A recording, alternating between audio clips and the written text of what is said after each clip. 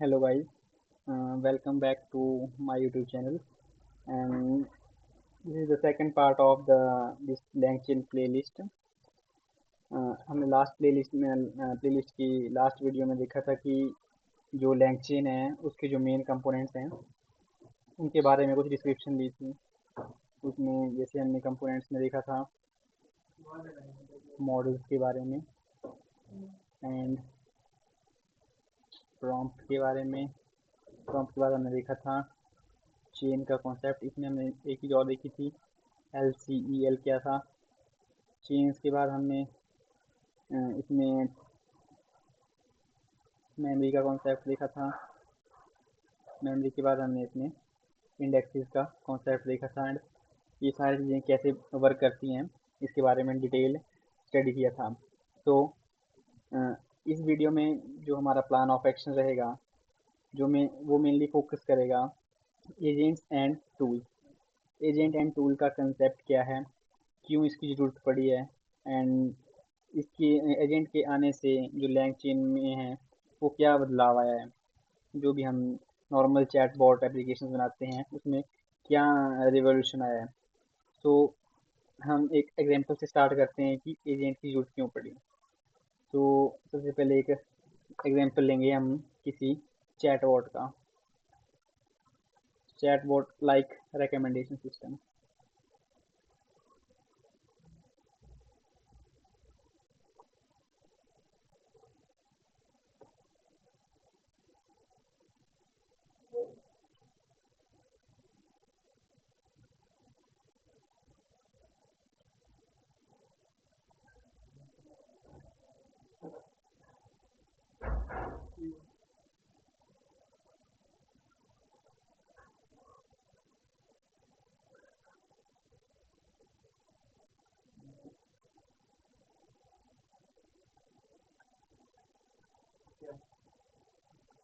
Recommendation system, recommendation system में होता क्या था कि जैसे आप कोई अपनी क्वेरी देते थे तो उस क्वेरी के बेस पे रिस्पॉन्स देता था। सिंपल आपने पूछा कि what is the capital of India, उस केस में रिस्पॉन्स दे दिया। बट लेकिन आप किसी, मान लो किसी रेस्टोरेंट का चैट बॉट है और कैफे, सो आपने अगर सिंपल रिकमेंडेशन सिस्टम है उसमें आपने सर्च कर लिया कि what is the famous dish, so उसने आपको रिस्पॉन्स में बता दिया कि वहाँ की फेमस डिश क्या है। बट अगर आप चाहते हैं कि उसी चैट बोर्ड पे आप ऑर्डर भी प्लेस करें, प्लस उसी में पेमेंट भी आ जाए, प्लस उसी में आपकी रिसिप्ट भी आ जाए, तो मतलब कि आप एक उससे टास्क परफॉर्म करना चाहते हैं लाइक ए असिस्टेंट है। तो ये जो सारा टास्क परफॉर्म होता है वो एजेंट अलाउ करता है। जो हमारे पास एजेंट है, एजेंट आपको एक कैपेबिलिटी देता है। इसमें आपका LLM कंबाइन होता है एक्सटर्नल टूल्स के साथ। तो इन टूल्स का क्या कॉन्सेप्ट है इसको हम देखेंगे कि कैसे जो हमारा एजेंट है वो टूल के साथ कंबाइन होता है एंड उसके बेस पे हमारे रिस्पॉन्स देता है। तो कुछ हम इसका थ्योरेटिकल कंसेप्ट देख लेते हैं। जैसे कि जो एजेंट है, agent is the decision making component and used to decide which action to execute in what order and what with what input। तो ये डायनेमिकली प्लान करता है कि जो हमारा नेक्स्ट स्टेप होगा based on the current context for the immediate results. So इसके जो मेन पर्पस हैं, जो टास्क है उसको डायनेमिक करते हैं कि जो भी हमने एक्शन परफॉर्म करना है उसको रन टाइम पे ही हम रन टाइम में हम प्लान करेंगे। और ये जो सारा टास्क परफॉर्म होता है, ये टास्क परफॉर्म होता है based on the tools. So for agent we need to specify the three main things. Firstly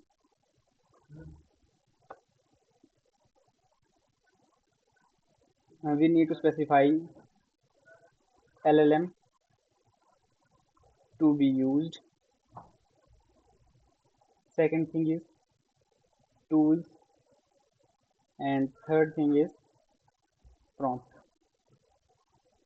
So based on the three things we specify the structure of an agent. अब हम देखेंगे कि जो agent है वो उसकी एग्जीक्यूशन कैसे होती है हर टास्क के लिए। इस एग्जांपल को देखने से पहले एक जनरल एग्जांपल देता हूँ। जैसे कि हमें एग्ज़ाम है, तो एग्ज़ाम में क्वेश्चन आया है कोई, तो वो क्वेश्चन हमारे पास होगी क्वेरी, एंड उस क्वेरी के बेस में अब एजेंट ने टास्क परफॉर्म करना है। अब एग्ज़ाम है, तो एग्ज़ाम में एजेंट हो गया स्टूडेंट। सो अब स्टूडेंट उस क्वेरी को प्रोसेस करेगा, मतलब उस क्वेश्चन को अंडरस्टैंड करेगा, and based on that question वो ऑब्जर्व करेगा कि उसके पॉसिबल क्वेश्चन के आंसर क्या क्या हो सकते हैं, क्या क्या उसमें इंक्लूड करना चाहिए, एंड उस ऑब्जर्वेशन के बेस पे वो एक्शन लेगा। लाइक कुछ क्वेश्चन है जिसमें कि उसको डायग्राम बनाना कंपलसरी है, या कुछ चार्ट या ग्राफ बनाना है, तो वो एक्शन उस बेस पे लेगा, and based on that action they also observe कि उसने आगे के कौन सा एक्शन परफॉर्म करना है। अब तक जो उसने टास्क परफॉर्म कर लिया है उसी के बेस पे वो नेक्स्ट स्टेप करेगा। लाइक अभी तक जैसे एक पैराग्राफ उसने लिख लिया है, तो based on this previous paragraph वो नेक्स्ट स्टेप को डिसाइड करेगा। ओके, तो ये इसका था मेन एग्जाम, नॉर्मल जैसा एग्जाम्पल। अब मैं इसको जो मेन मैंने इधर एग्जाम्पल लिया है, तो मेन इसमें जो थ्री टास्क परफॉर्म होते हैं, first one is thought, action and observation. इसी के बेस पे ये सारा कंप्लीट टास्क परफॉर्म होता है। अब एज सब इसमें आता है कि जो हमारे पास एजेंट है उसको हम कैसे क्रिएट करते हैं। तो अगर इसके इम्प्लीमेंटेशन पार्ट की बात करें, लाइक हमें कोई एजेंट क्रिएट करना है, तो एजेंट क्रिएट करने के लिए हम एक फंक्शन यूज़ करते हैं, क्रिएट।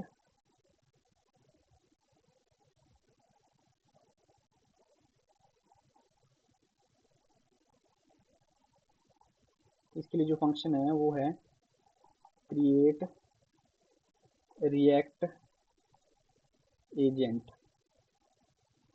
एंड इसके अंदर अंदर हम तीन चीज़ें पास करते हैं। जैसे मैंने स्टार्टिंग में बताया कि हमें स्पेसिफाई करना पड़ता है कि हम कौन सा एलएलएम यूज़ कर रहे हैं।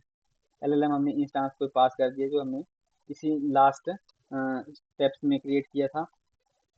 हम इसके साथ स्पेसिफाई करते हैं टूल्स अवेलेबल कौन कौन से हैं, प्लस इसमें हम स्पेसिफाई करते हैं हमारा प्रॉम्प्ट, कि हमने यहाँ पर क्यू जो है वो क्वेरी है, सी हमारा कॉन्टेक्स्ट है, एंड जो इधर रिएक्ट रिएक्ट स्पेसिफाई किया है मैंने, ये रिएक्ट होता है design pattern used in the AI agent. अब ये हमने एजेंट क्रिएट कर लिया, अब इस एजेंट को हमने एग्जीक्यूट करवाना है, तो उसके लिए भी हमारे पास एक फंक्शन यूज होता है एजेंट एग्जीक्यूटर।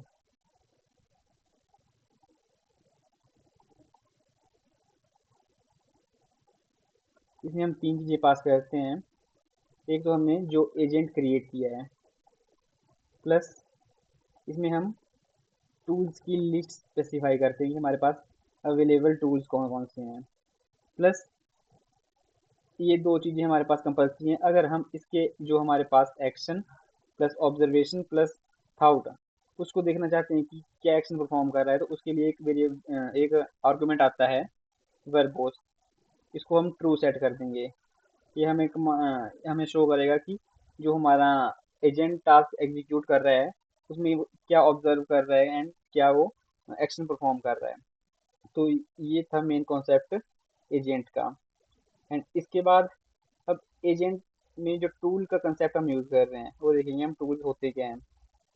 तो फर्स्टली हमारे पास जो टूल्स हैं, tool in the LangChain are the external capabilities or the APIs that an LLM powered chain can tell to perform a specific action।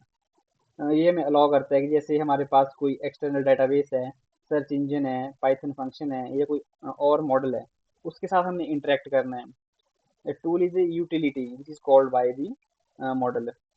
So tools के लिए हम tool का मेनली यूज़ रहता है कि हमने कोई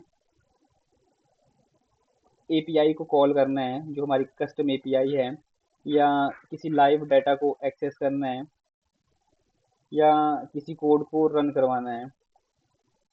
इसके लिए मेन हम यूज़ करते हैं। एंड जो टूल है हमारा एक पाइथन पैकेज, पाइथन पैकेज ही बोल सकते हैं इसको, Python package package in a way the LLM can understand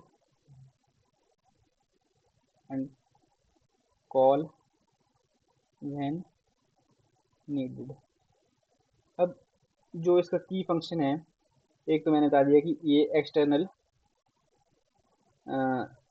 data को एक्सेस कर रहे हैं, प्लस कंप्यूटेशन एंड प्रोसेसिंग के लिए एंड इंटीग्रेशन के लिए अगर हमें एपीआई के साथ इंटीग्रेट करना है। अब एजेंट में टूल्स कैसे यूज होते हैं, जैसे मैंने आपको स्टार्टिंग में एक डायग्राम बताई थी जिसमें हमारे पास एलएलएम था प्लस टूल थे। अब एलएलएम का टास्क जो है वो है रीजनिंग का, एंड टूल हम यूज़ कर रहे हैं एक्शन परफॉर्म करने के लिए कि हमने कौन सा एक्शन परफॉर्म करना है। अब इसमें हमारे पास दो टाइप के टूल आते हैं, एक आता है build in tools and the custom tool. अब बिल्ड इन टूल्स है कि जो हमारे पास रेडी टू यूज़ है,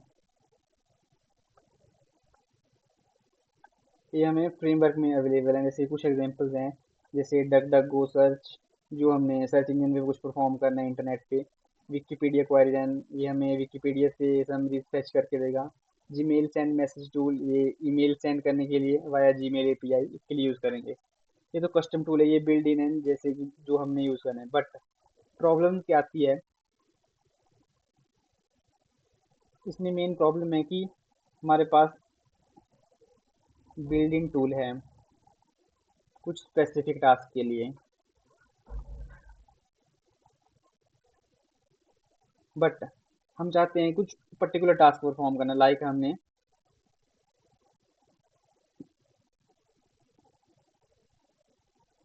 कैलकुलेट करवाना है कुछ, तो उसके लिए हमें कस्टम अपना एक टूल क्रिएट करना पड़ेगा। तो सबसे जो इजी तरीका है टूल क्रिएट करने का वो है by using the decorator at the rate.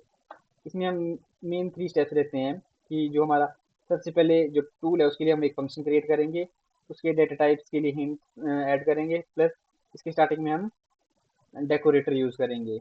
ये इसका सिंपल तरीका है। अब इसमें ही एक चीज़ आती है हमारे पास, टूल तो हमारे पास आ गया। अब टूल को एलएलएम के साथ हम बाइंड कैसे करेंगे।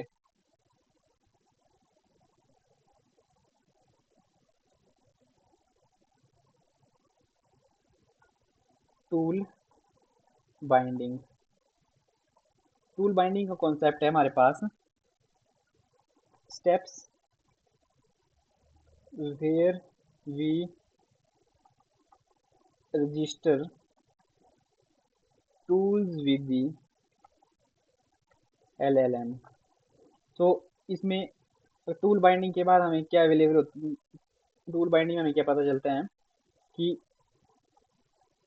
टूल अवेलेबिलिटी कि हमारे पास कौन कौन सा टूल्स अभी अवेलेबल है, plus knows what each tool does।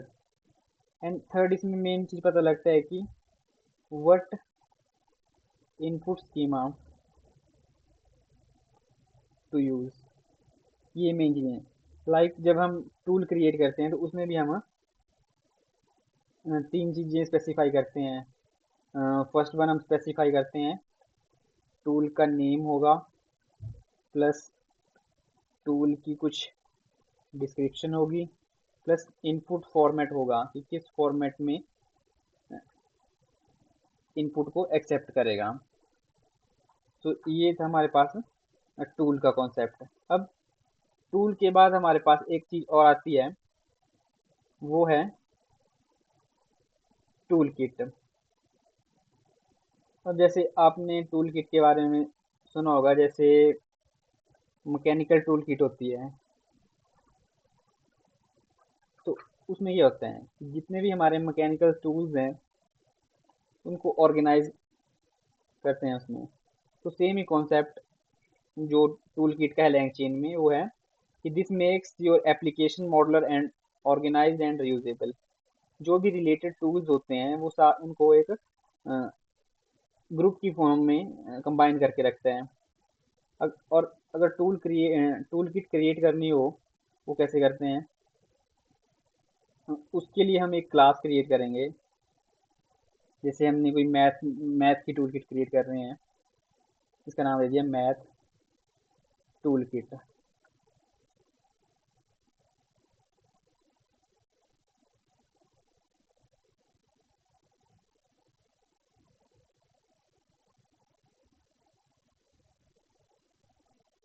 Math tool kit. अब इसमें हम फंक्शन क्रिएट करेंगे, डेफ गेट टूल्स के नाम से। अब इसमें हम रिटर्न कर देंगे जितने भी हमारे पास टूल्स को हम कंबाइन करना चाहते हैं। लाइक हमने एक एडिशन का टूल बनाया है, एक मल्टीप्लिकेशन का टूल बनाया है, एक डिवीजन का टूल बनाया है। अब इसका फ़ायदा क्या होगा? जब भी हमने टूल को यूज़ करना होगा तो हमें अलग अलग जगह से टूल को इंपोर्ट नहीं करना पड़ेगा। हम एक टूल किट को कॉल करेंगे एंड उस टूल किट से एलएलएम डिसाइड करेगा कि कौन सा टूल यूज़ करना है। ये था हमारे पास मेन कॉन्सेप्ट ऑफ टूल। अब एजेंट में टूल कैसे परफॉर्म अपना टास्क कैसे परफॉर्म करता है? जैसे एक टूल किट बेस्ड एप्लीकेशन है, जैसे स्टार्टिंग में हमारे पास आई यूज़र की क्वेरी। अब लाइक अगर इसको एग्जांपल से समझें, यूज़र ने जैसे किसी रेस्टोरेंट का एजेंट है, उसको हमने बोल दिया कि I want to order pizza. So अब नॉर्मल जो रिकमेंडेशन सिस्टम था वो क्या करता था? आपको बता देगा कि ये पिज़्ज़ा अवेलेबल है एंड इसका ये प्राइस है। बट एजेंट क्या कर रहा है? एजेंट क्या कर रहा है? आपको एक लिस्ट प्रोवाइड कर रहा है जिसमें कि सभी पिज़्ज़ा की इंफॉर्मेशन है विद प्राइस। प्लस जब आपने ऑर्डर का बोला तो वो आपसे पूछेगा कि आप कौन सा पिज़्ज़ा ऑर्डर करना चाहते हैं। आपने सिलेक्ट किया एंड बेस्ड ऑन दैट वो आपसे पूछेगा कि क्या मैं इसको ऑर्डर प्लेस कर दूं। वो खुद ब खुद ऑर्डर प्लेस करेगा, प्लस आपके लिए पेमेंट के लिए पूछेगा। अगर उसके पास पेमेंट गेटवे का एक्सेस है तो वो पेमेंट भी खुद कर देगा। अब ये कैसे हो रहा है? जैसे स्टार्टिंग में हमने बोला कि पिज़्ज़ा की इंफॉर्मेशन सर्च करनी है, तो वो एक टूल कॉल करेगा, उसके बेस पे जो सर्च परफॉर्म करके आपको रिजल्ट दे देगा। सेकंड आपने बोला कि उसके बारे में बताओ कि उस चीज़ की क्या खासियत, उस पिज़्ज़ा की क्या खासियत है, क्या क्या उसमें इंग्रेडिएंट्स यूज़ होते हैं। तो सेकंड टूल ने वो काम कर दिया। थर्ड आपने बोला कि ऑर्डर प्लेस करना है, तो थर्ड टूल का यूज़ करके आपने ऑर्डर प्लेस कर दिया। एंड इन लास्ट आपको एक फाइनल रिजल्ट उसने दे दिया कि आपका ये ऑर्डर है एंड इसका ये इसकी ये रिसिप्ट है आफ्टर पेमेंट। ओके। तो जो ये इतना टास्क है, ये सारा एजेंट परफॉर्म कर रहा है।